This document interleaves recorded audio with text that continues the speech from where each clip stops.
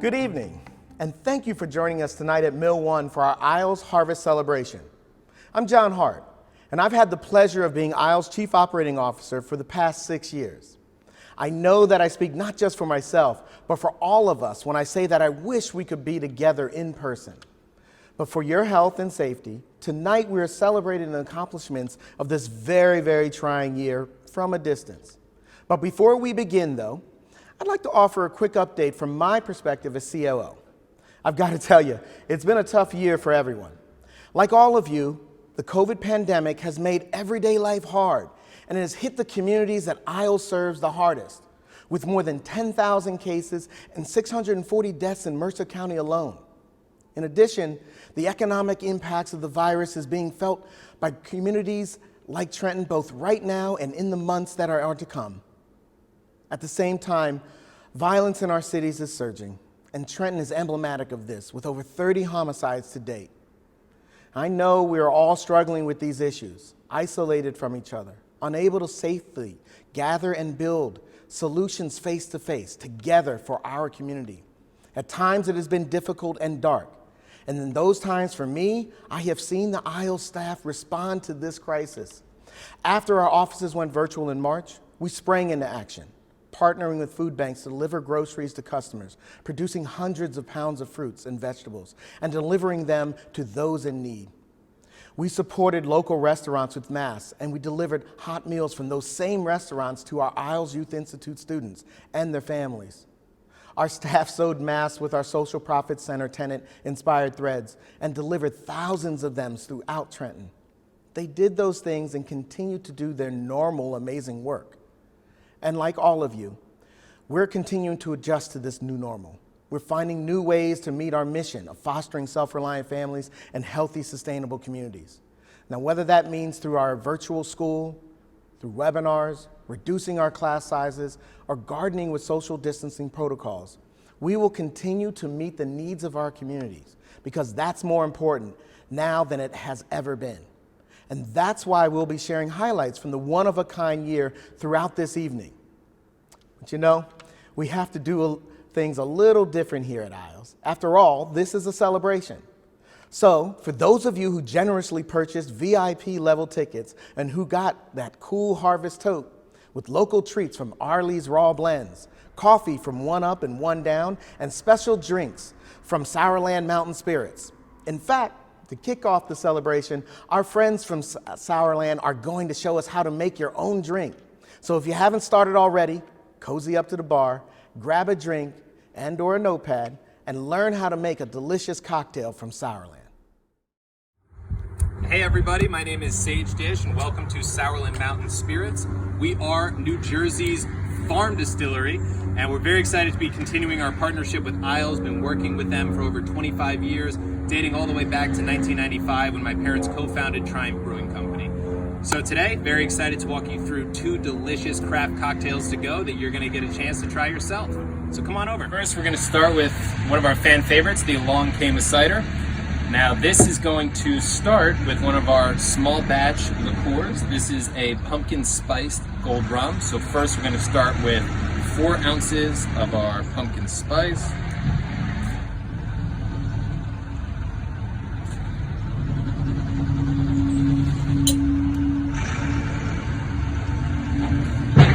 And then we're gonna top that off with some amazing apple cider from our friends over at Terhune's Orchard.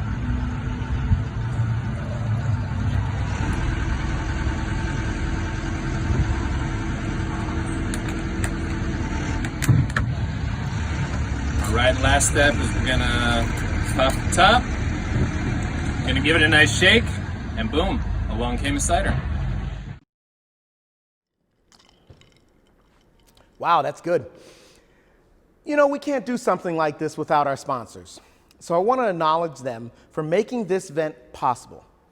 We want to say thank you to our cornucopia partners, First Bank and Larkin Associates and Rowe Carpentry, our bounty partner, NJM Insurance Group, and our abundance partner, Matrix. Finally, we want to recognize and acknowledge our exclusive presenting sponsor, Milo Mechanical. Milo provides first-class integrated building services, including HVAC, engineering, strategy, and compliance. Here at the Mill 1, Milo Mechanical is responsible for our high-efficiency heating and cooling systems, including a really unique fresh air injection system that circulates fresh air from outside, which, as you know, is valuable during this time of COVID. You can see all our partners and our other supporters in this year's Harvest Celebration program. Or you can go to isles.org, Harvest Celebration. All right, so let's get going. We've prepared a fun and inspiring evening for you. You'll see highlights from the year, hear from our new CEO, Sean Jackson, and our founder, Marty Johnson. And we'll have a panel discussion where we'll tackle your pressing questions about our past, present, and our future. Now, most of you watching this already are pretty familiar with Isles. We're a unique organization. Our mission is to foster self-reliant families and healthy, sustainable communities. And you'll hear more from Marty about how we think our work as 4 pillars that fit together. 1, we educate and train, like our Owls Youth Institute and our Green Job Training Center. 2, we live green and healthy, including our robust urban agriculture work. 3, revitalize communities where we plan and create healthy homes and spaces. And 4, build wealth, including our first-time home buyer and financial coaching. We wanted to show you our work in these pillars through some short videos throughout the evening. So what better way to start a harvest celebration than with our Live Green and Healthy Urban Ag work, where we support over 75 community and school gardens, growing tens of thousands of pounds of food. You'll also hear from Anita Wemple, the head of our Isles Youth Institute, where we've transitioned to a virtual learning environment during the pandemic, making sure our students can stay connected and engaged to meet their educational and career goals. And after the video, you'll hear from some new gardeners who will talk about their experience learning to garden at our Tucker Street site. So let's take a look.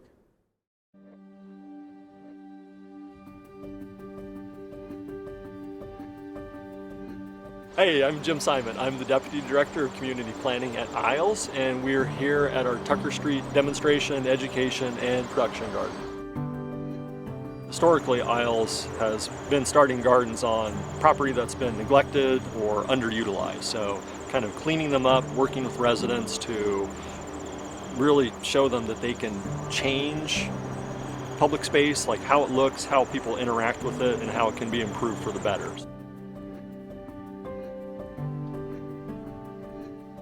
This is our demonstration and training garden, so we provide workshops here for adults, but then we also provide intensive education in the schools. So we help schools start gardens, we work as part of school wellness committees to organize a team of school gardeners, and then we provide the direct educational support, so using the garden as a classroom. COVID has changed our work in a few different ways. One way, it's actually made people more interested in gardening because COVID has placed pressure on the food supply. We're actually helping more people start backyard gardens by providing the educational support. People have the tools to grow food, not for themselves, but then to also share it with others.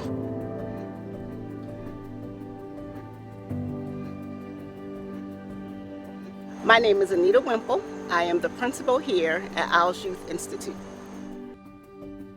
IYI is a program where we help youth who were disengaged from the educational system. We do job development so that we can get them the job skills that they need, build resumes, do a lot of networking, and then at the end of the day, we have to make sure they have a job and or in post-secondary education.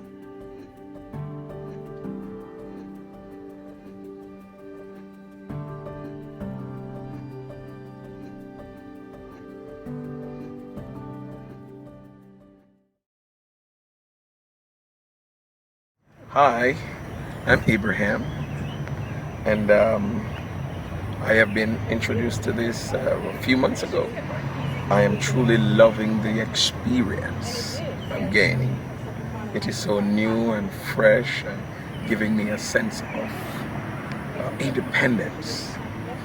This, I believe, what Isles is doing is so great for the community.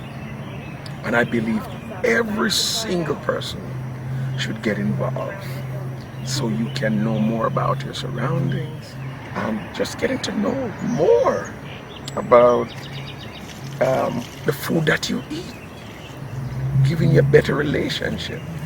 And I can assure you that you're going to be enthused like I am. Hi everybody, my name is April and I am new to Mercer County. I'm now a resident, and at the library I found out about this wonderful community garden. As you can see, this is my beginner plot here, which is called an Incubator Garden, and you can come, you sign up, and you learn all about gardening, not only for your fruits and vegetables, but also about flowers. So the fun part about it is you get to learn hands-on how to grow your own fruits and vegetables. The most important thing, come dressed to play in the dirt. That's the main thing you need to know. And on top of that, when everything starts to blossom, you get to pick it and take it home. Fresh, much better than in the store. And you even get to bring some things home with you to start in your own yard. So make sure you look it up. They're all around. And if you don't want to kind of play in the dirt, make a donation. It's great family fun. Or if you just want to add on to the garden you have at home. See you soon.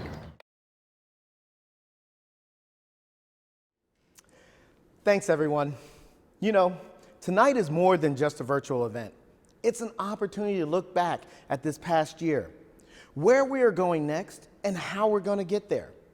Built upon the principles of innovation, collaboration with the community, and entrepreneurial thinking, ISLES has designed and developed creative ways to address the challenges in our communities. 2020 has been a unique year, to say the least. It's required us to be even more innovative as we find ways to pivot our work to respond to COVID. It pushes us to ask hard questions about our mission and to continually learn. Now, you know, tonight is also a fundraiser. And while you're not going to see one of those Jerry Lewis type tote boards or a gold thermometer across the side of the page, we do hope that this evening makes it clear why your support is so very important to our work. Frankly, we can't do this work without you. By supporting this work, you will secure ISLE's mission and continue to drive the innovation and growth of our work for years to come. The funds raised through and during this event are an investment to build ISLE's capacity and strengthen our leadership, create opportunities to innovate, and deepen our capacity to teach and learn. Please consider making a donation to invest in this work and the future of ISLE's today. To do this, just go to isles.org, Harvest Celebration, to learn more and make your donation today. So next, we'd like to talk about transition. On top of everything else for ISLES, 2020 was a big transition year for us. After 40 years, Marty Johnson stepped down as president and CEO. And last month, Sean Jackson, a former ISLES trustee and manager of this place right here, Mill 1, was hired by the board after an extensive search. I know you're interested in what they have to say, so let's hear from both of them. So Marty, here we are. It is a reality. ISLE's new office space at Mill 1, the headquarters of Social Profit Center. We're all done. What a gorgeous space, right? So when we thought about this so many years ago, we were hoping to have these kinds of spaces, and it's I can't tell you how much I appreciate you managing this process. It's one thing to have the vision for what might be. It's another to pay attention to all the details and to keep showing up and keep at it, bring together the community people to really execute. And that's what a great organization does, and that's what you've done. So I want to thank you for that.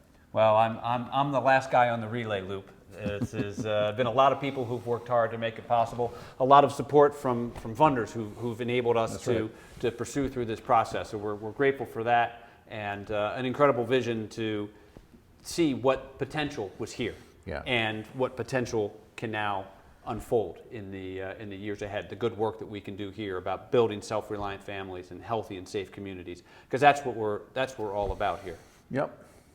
So for 40 years, we've been asking this question: what are the most powerful, cost-effective ways to get to those two outcomes, family self-reliance, community health, right? And so by continually turning it, continually asking, can't we do this in a better way? Right. There's really interesting innovations that have occurred, and there's the Social Profit Center, and then so much more, where there are multiple benefits accruing from just one initiative.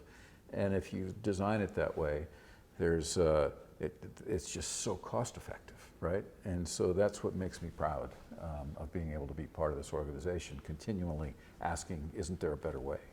Well, and it's that kind of drive and determination that got me interested in being a part of the board 5 some years ago. And I liked it so much, the doing, the thinking, and how can we make an impact more effectively and better, that I threw my hat in the ring when you announced your retirement. So I'm grateful to be hanging up my project manager hat here at Social Profit Center and putting on the hat as the new CEO at Isles. I've got, I won't say big shoes to fill, but I will say a big wake to follow. And I know that you have blazed an incredible path here, and I'm grateful for the chance to follow in your footsteps. Yeah. What's a word of advice you'd have for the new CEO coming in?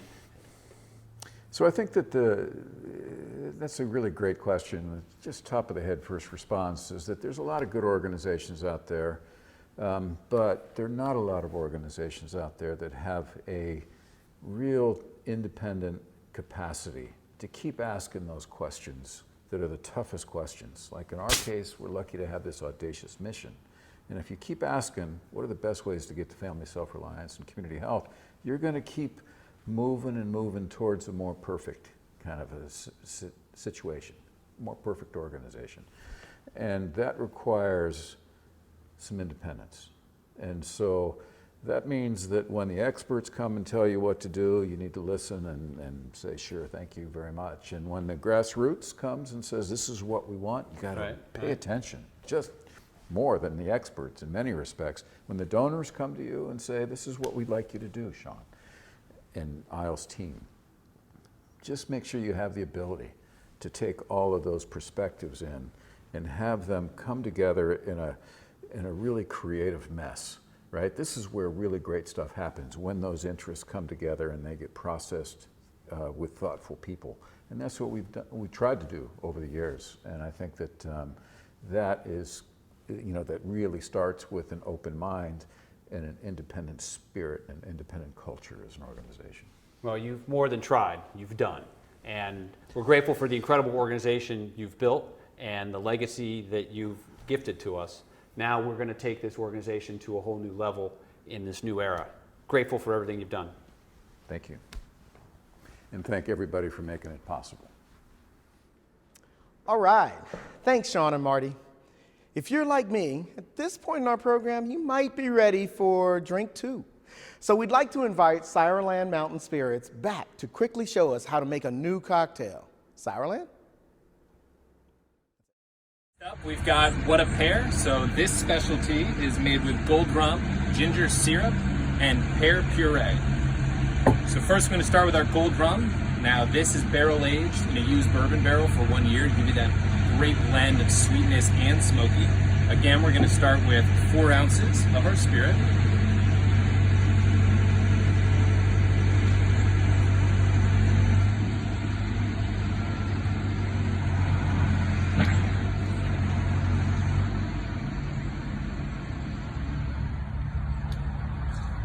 Right, and as we're getting ready here, next up we're going to do 1 ounce of our ginger simple syrup.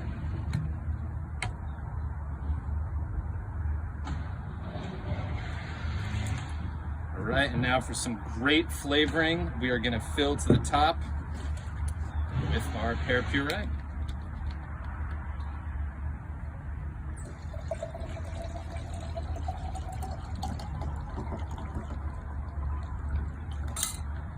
Now, just a forewarning, each one of these cocktails to go creates 4 individual servings. And we're gonna give it a nice shake, and boom, you've got your What a Pear. Thanks, Ciderland. Earlier, we shared a video about our urban ag and youth services work. Now we want to share a bit about our lead-safe initiatives and our healthy home work and training, as well as some of those wealth-building offerings we've been talking about. You see, even with the pandemic over the past year, we completed 70 health assessments and trained more than 200 people in energy efficiency and environmental health. We also had nearly 300 individuals participate in our housing counseling services, and over 240 people get needed financial counseling. 29 homes were purchased this year with the help of our staff, helping families build wealth for generations. We've been busy, and we are proud of the impact we are having on people's lives. As the next video shows, we're making a difference when our communities need it the most. Then, after the video, you'll again hear from a customer on how Isles Financial Coaching has impacted her life.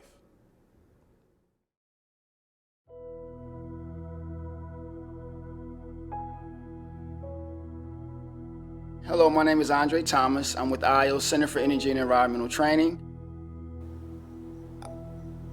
I'm born, like I said, I was been with IOS for 19 years. Born and raised in Trenton. I've seen some of the good that Trenton has done. I've seen some of the challenges. Because we are in a community that's primarily poor and environmental justice is fleeting, we want to make sure that these folks are not forgotten about and they have the opportunity to live in a healthy home. We think everyone should have that advantage. It should be a thing that we should aspire to. It's something that's their right to have.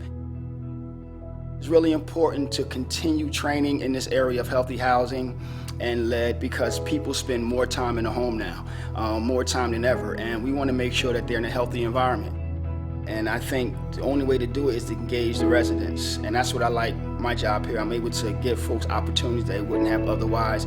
We're training them how to deal with the lead issue, how to make homes healthier, and also make them efficient. When you're able to train local folks to do this work, is very rewarding because I know that they care about their community, so when they're empowered to make it better, I think it works for everyone.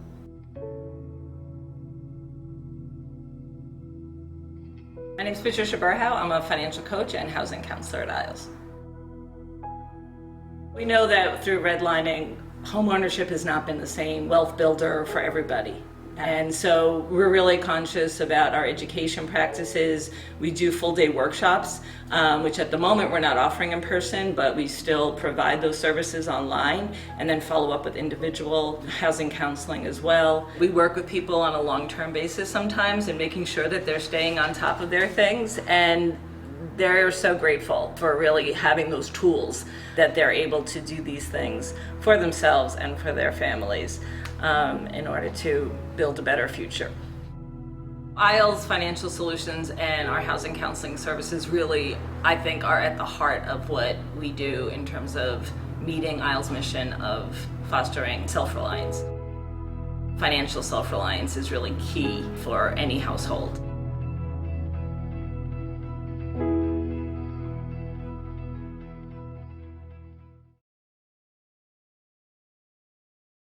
Since I've been working with IOS, it has been awesome.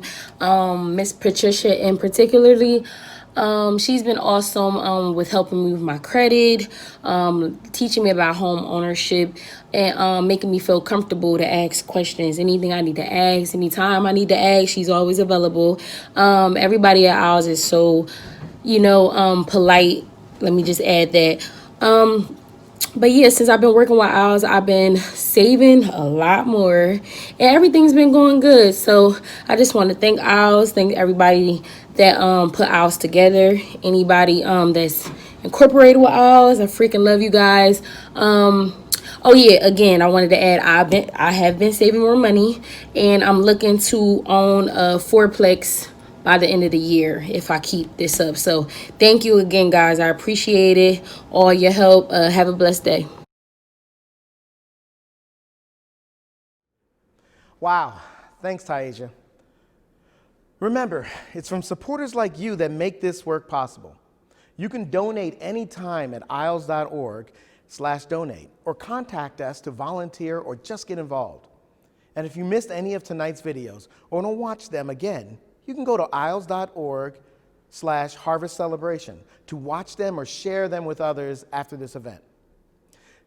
I'd like to again acknowledge our sponsors with special thanks to our exclusive sponsor, Milo Mechanical, our abundance partner, Matrix, our bounty partner, NJM Insurance Group, and cornucopia partners, First Bank, Larkin Associates, and Rowe Carpentry. Again, Check out ISLES.org Harvest Celebration to see more about all our supporters and information about ISLES work. Now, it is my absolute pleasure to introduce our panel moderator, Rukia Blackwell, to take us into panel discussion. You should know that Rakia is a trustee on our ISLES board. And get this, she also previously worked at ISLES Youth Build and has come back to help lead us. She is an attorney operating a law practice in Mount Holly, New Jersey, where she also serves as a part-time public defender. We're so thrilled that Rukia can join us tonight and lead us through this discussion. Hello everyone, I'm Rukia Blackwell. I am a current trustee of ISLES and a former staffer with ISLES Youth Build. I am so pleased to be with you here tonight. It is a privilege and an honor to serve on ISLES board. First being a staff member back in 2005 until 2009, it was ISLES that prepared me and motivated me to become an attorney, of which I am today. So it is an honor today to sit before you as we bring you this presentation. I'm here today with the founder, Marty Johnson, CEO, Sean Jackson, and COO, John Hart, to explore ISLES today and tomorrow. Friends and supporters like you sent us questions, and these gentlemen would like to answer those questions. So gentlemen, let's get started. All right. We'll start first with question number 1, and I'll direct this question to our founder, Marty. ISLES is a community development organization designed to bring people together. Health experts tell us to stay apart. What does this pandemic mean for ISLES short and long term? This is a really interesting question, right? Because the way ISLES does its work as a community development organization is that we believe that people coming together in a collective group have a lot more power, a lot more effectiveness when they come together as a group. However, we're being told now to not just socially distance, but you have to be distanced physically as well. And it's our hope that we can keep reminding people that no, do not social distance. Physically distance for sure, but we want people to stay connected, and it's our job as an organization to keep people connected through technology and lots of other means in a safe manner. We also think it's really important that individuals and families recognize the power that they can bring to their own lives. That's what education does, that's what training does, that's what individual financial capability, as families are learning that does on an individual basis. That's powerful too. But boy, we sure do look forward to being able to get back to bringing together this entire room full of people and being able to do this work in a peer-based fashion. Gentlemen, I'll take your attention now. We're going to go to question number 2. So today we're right here in the Social Profit Center at Mill 1. And as you'll be able to see, such a beautiful space designed for collaboration where social impact organizations reside and together tackle some of our community's biggest challenges. How has COVID affected the Social Profit Center? And I'll field this one to you, Sean, if you can help us. Absolutely. So I've been working here at the center for the last year and a half, completing construction of the fit out of this building. And it's been complicated by the pandemic, no doubt. We've had some of our contractors were based in Pennsylvania and had to absolutely close down and couldn't be here for 6 or 8 weeks. The township did yeoman's work to keep us moving, but they were closed for 6 or 8 weeks. And that made it hard to get inspections and slowed us down a bit. We've had some tenants who, given the impact of the pandemic, have been reassessing how big of an office they need and have been dealing with the fact that they may not have all the funding they require to come here. And so that's caused some challenges, but we've worked through it. As you can see, the building looks great. We are on the verge of opening. We expect to get the doors open in the next couple months and by the end of December start having tenants come in. So that's exciting. And we have about 50% of the building leased. Still got room. Feel free to call if you need some space. It's going to be a remarkable place, and we will have weathered this challenge. And that's, it's not been easy, but we've been committed to this project, and we know what the potential can be once we get up and open and working here. This is going to be an incredible place to collaborate and work together with other nonprofits to make an impact more effectively together. But I think what's been neat is seeing the foresight that Marty and the team had when they first started to think about this building, because a number of the things that they anticipated that would be good for office are also helping us out as far as what's good in the time of a pandemic. I don't know, Marty, you want to share a little bit about some of the unique characteristics of the building that you brought to bear here? Yeah, so it is interesting to think about the decisions that were made years ago about this design, about the way we were going about this work and what the implications are for today and moving forward in a post-COVID world. But when we thought about this building, we thought, you know, what do we know from research that tells us how people react when they're in a building? How do they perform best? What kind of settings are they looking at? So that's where we started looking at natural lighting, we started looking at textures, we started looking at high ceilings, we started looking at beautiful brick and wood and the implications of being in a place like that, which is where a lot of people really want to be. But we also had to look at, obviously, things like air exchange.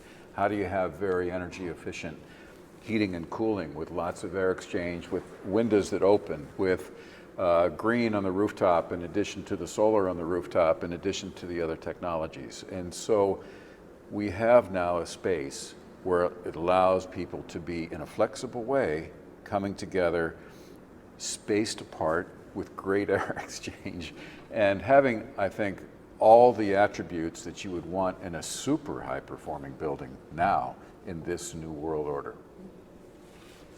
And that's what's going to make this a special place. You can come and be safe here in what you're doing, but also still have the opportunity to interact and collaborate with your neighbors.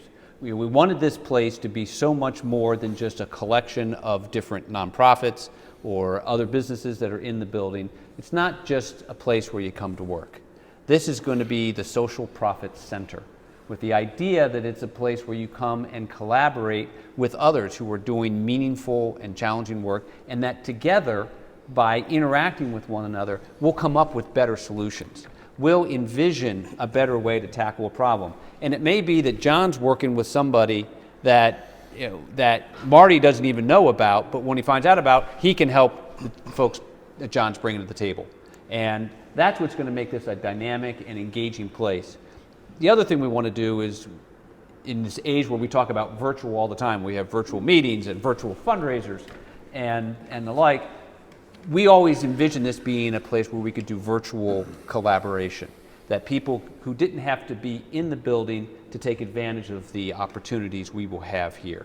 So we want to be able to use technology to bring webinars and training opportunities and public discussions to make them available for people in the building, but also outside of the building. It's so easy now in this, you know, especially, I won't say there are many blessings that have come out of the pandemic, but we've gotten everyone over the concern and the challenge of how to Zoom and how to use their computers more easily. So that's going to make this all the easier to reach out across the country even, and be able to share technology, to share ideas, and to learn from each other better and more effective ways to tackle some of the problems facing our communities. That's what's going to be exciting. We're up and going. If you're looking for office space, go to our website. It's socialprofitcenter.org. We would love to have you come take a look and see this incredible building. It's been a labor of love by Marty and the team here at Isles, and we're excited to get it open in the next couple weeks. And I have to say kudos. I remember this building when Marty first looked into this endeavor, and it was myself and a number of staff members that brought the kids from Youth Build over here to help clean. So to see the vision actually come into fruition, to see the strides that these gentlemen have made along with the staff and all the people, this is an amazing project that you guys have actually made come. It's amazing right now. It's incredible space, and it's remarkable. I mean, we shouldn't forget, this was a building that was going to collapse and fall down. And if you talk about the ultimate recycling project, this is it. And saving it from the landfill. Yeah, this if Isles and our partner Danny Popkin, who's a developer locally who specializes in rehabbing these old buildings, if we hadn't come together to work on this project, this is 200,000 square feet. This would have been a huge hole in the middle of this community. So instead of letting it just collapse into the ground, we've helped to create something that will be an anchor instead of an albatross. And that's going to make this community a place people are going to want to come and be engaged and use this facility to launch and do great work in the neighborhood. So we're very excited, very eager to get going. Okay. Thank you, and I'm glad you touched on community. Our next topic, it gets a little bit more serious, the things that we're dealing with right now. And even at a time that we're dealing with a pandemic, we're dealing with some serious issues, specifically countering systematic racism. And before I pose this question, and I'll start with you, Marty, for the question, at a time where I look at myself and I look at these gentlemen that I'm sitting around, and we all come from different walks of life. You can see from yourself, you have different race, different gender, different social, economic places. However, we all have gone through something in our journey, and it takes me to where we are as a nation right now, as a country, and dealing with what's going on. So the next question I have, and Marty, if you can begin, and I would like to have feedback from both Sean and also John. Countering systematic racism has been a part of Isles since the beginning. This summer's protest across the country, including Trenton, raised the question, what is Isles doing to counter it, and what should the public do? Boy, that's a deep question. We could spend a long time trying to get to this one, but a couple things really important to state up front. As somebody who has lived in Trenton, raised a family here in Trenton, done work as a white guy in communities of color for 40 years now, this has been a constant issue, a constant reminder for me of how to maintain humility, how to really understand the broader systems that are at play that allow this kind of segregation, this kind of existence of ghettos, right, that as a country we seem to be willing to allow to continue. I think about living in Trenton and knowing that the life expectancy of those of us that live here in Trenton is 14 years less than up the road in Princeton Junction, right? And so how your zip code dictates your possibilities is directly overlaid with the skin color. And my God, is that like the subtext of all that we do as an organization? There are things that we do organizationally to provide tools for people to become more self-reliant and communities to become healthier. And there are things that everybody can do, no matter how segregated your communities are, but we still have to keep asking the question, how do we become a more integrative community? How does that work? And so I think that I'm grateful for the opportunity to be able to have done this work for this many years and to be around people who have such a passion to be able to break out of the tribalist perspectives that oftentimes get in the way and allow us to have powerful work moving forward. I'll tell you, it's been an incredibly painful year for everybody. The pandemic, obviously, but also another summer where the evidence of institutional racism, has played out again on our streets in so many ways, and is a life and death issue. And we as a country have to grapple with that, as a state, as an organization, we have to grapple with it. As the new CEO here, I know I've been richly blessed and privileged in many ways, and I know it's important that in my own life I have to look to make sure I am finding the blind spots that may be there, and that I need to also push our organization to make sure that we see our blind spots where they may be. And that's it. And it's not just that we need to be saying, oh, racism is bad and we got to stop racism. We have to be proactive here. We can't just be making sure that we're using proper language. We have to be anti-racist in what we do. And that's got a lot of complicated components to it if you're going to do it in a meaningful fashion. John has been leading the staff on an incredible and challenging series of discussions about how do we become an anti-racist organization. And there's a distinction there. It's not just, this is about, you have to be ready to grapple with tough issues. How do we pick the priorities that we pick?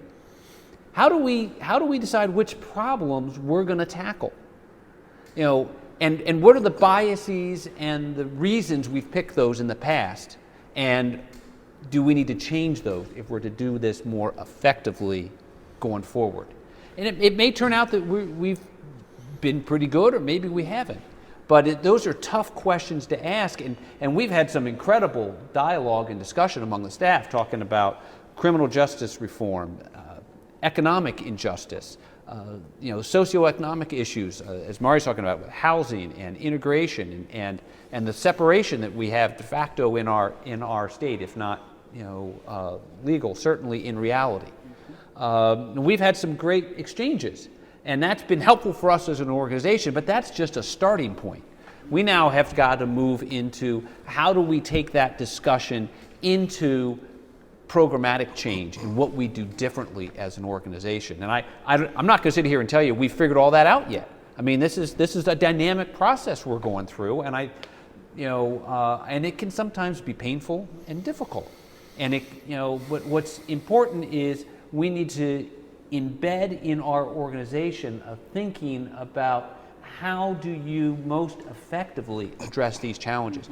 And we may have to ask some hard questions of folks that support us, of agencies that fund us, of other agencies we work with. And there may be some apple carts that get upset, and there may be some hurt feelings, but I think it's an important discussion to have. There are often many discussions that are difficult to have, but after you've had them, you're better for it. And I think that's part of where we have to strive to move forward, so that we're not only, we can become the anti-racist organization we strive to be, and be a more effective tool in our communities in helping to equip families, help make them more self-reliant, to understand better where they're coming from and how they can get to that successful future. This is going to be, we should have this question again next year and see how we're doing, because it's something we have to be vigilant about and we have to remain committed to. And it's important to me that as an organization we keep pushing forward and persevering in this process. I don't know, John, did I do it justice? It's so important to hear that. I mean, that's both you and Marty saying that. It's just really, really important. It's really important for our supporters and donors and people who have looked to us for oftentimes leadership and perspective around social service areas. And you're right, this is hard. This past election is like the culmination of 2020 and the difficulties that we've had, and it highlighted all of the issues. And at the forefront of that is race relations. Mm-hmm. And yeah, race relations is embedded in our work, right? It's embedded. It is both a barrier as well as just a potential opportunity for us to continue to have those courageous conversations. We decided this year that it was important to have those courageous conversations with our staff, with other nonprofits, with other, with the public sector. And as Sean said, it's hard, it's difficult, and the courageous conversations are supposed to be. If it wasn't, then we probably would have solved it a long time ago.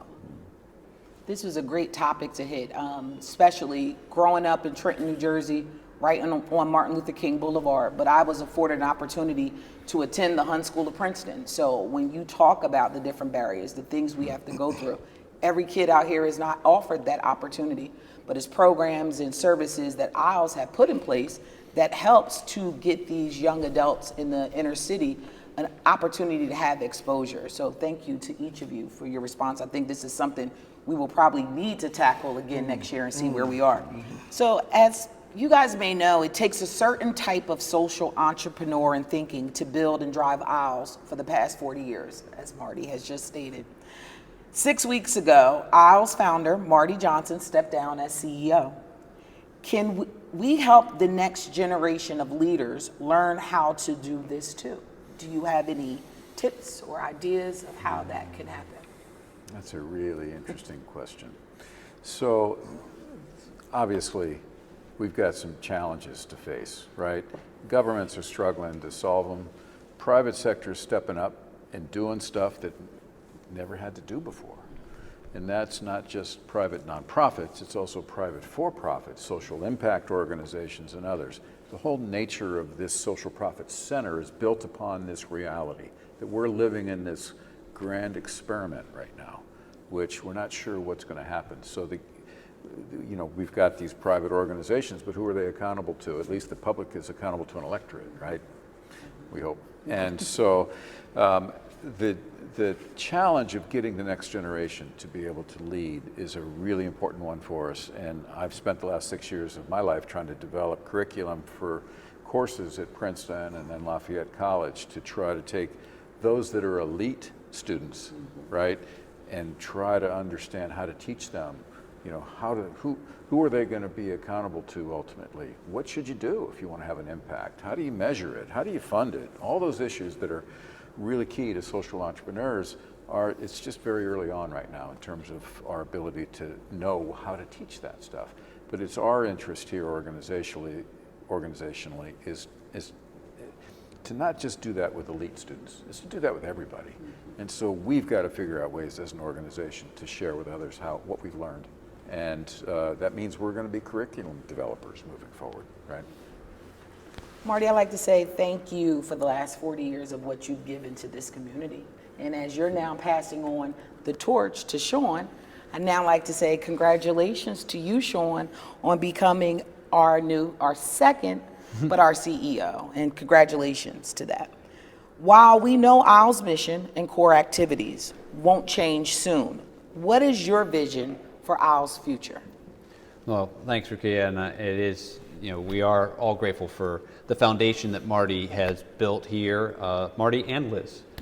Liz worked here for 20 odd years. The Johnson family's imprint on ISLE's can never really be truly measured. It is ISLE's, and that's a remarkable testament to your commitment to this community.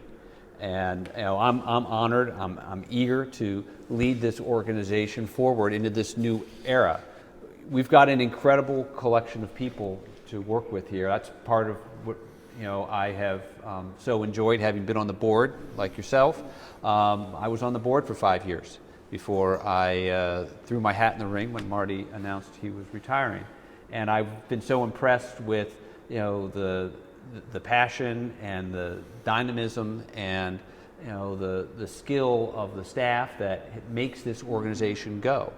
I've been grateful to have worked with board members whose hearts are as invested in this organization as I am in trying to build it and support it. And what I find so unique about ISLE's is it's not just a doing place. It's a thinking place.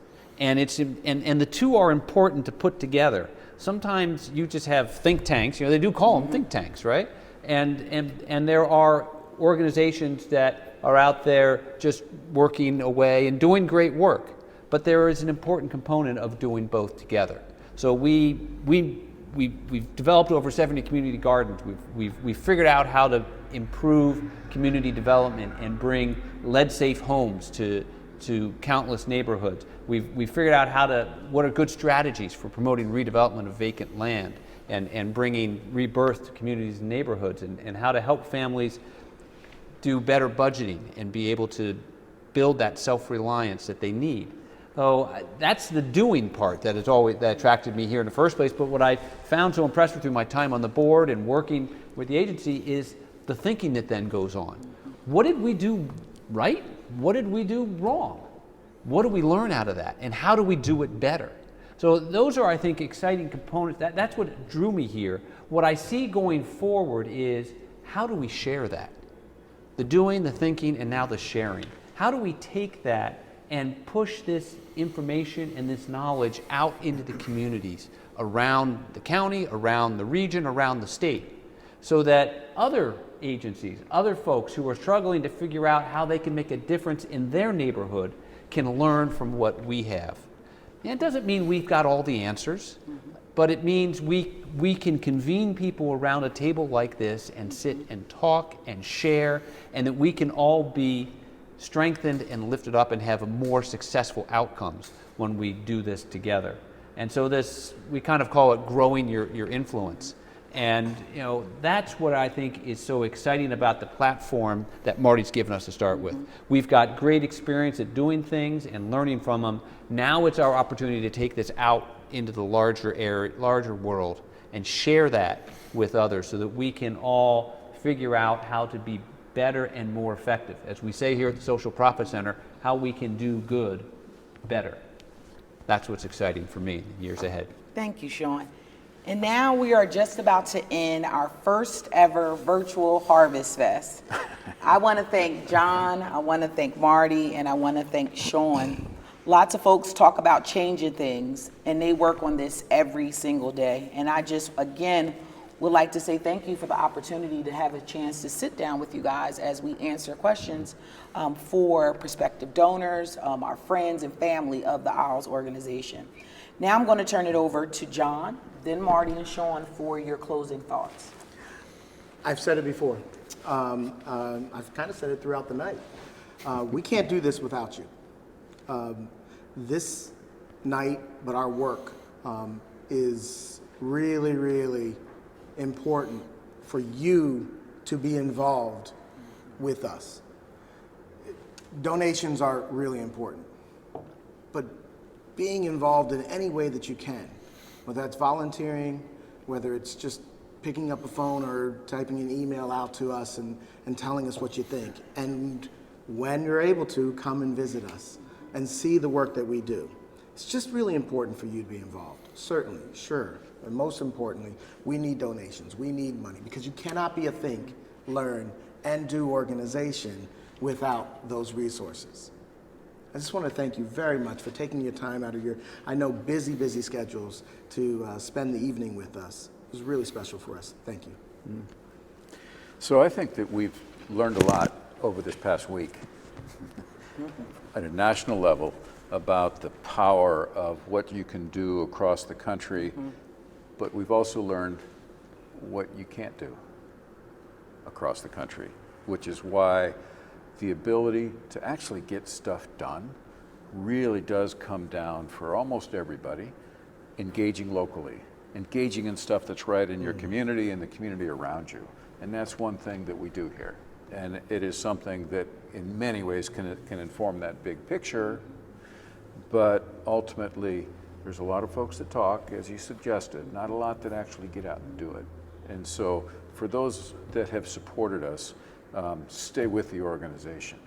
Thank you to those that supported me personally over the last 40 years. This has been, what a gift to be able to get up in the morning and know that I'm probably going to be working on the right side of the balance, right? You're never entirely certain. You never, we have to maintain humility all the time about that.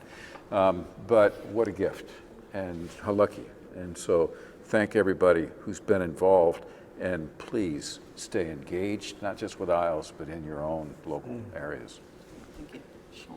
Yeah, I think you nailed it, Marty, in the sense of the how blessed and lucky we are to be able to be engaged in this work and in this community. And I've been so struck in the first month plus here on the job as I've gotten to know supporters and friends of the organization, how I've been so impressed by the amount that people have invested. And I don't mean just the generous checks. This is a fundraiser, and we are indeed grateful and are in need of those.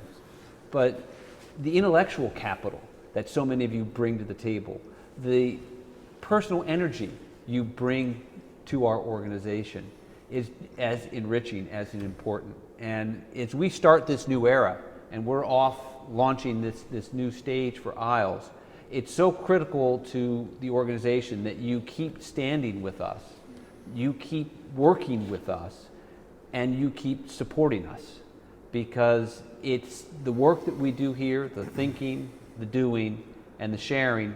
To do all of that, it requires your support and your help. And it's an incredible mission we have ahead of us. It's a challenging one, and the goals are going to be difficult to meet. But with your support and your help, I know that we are on the path to getting there. and this is going to make this organization all the more exciting to be a part of in the decades ahead. Thanks so much. Rukia, we thank you for your help. Thank you, Rukia. Thank you. Appreciate it.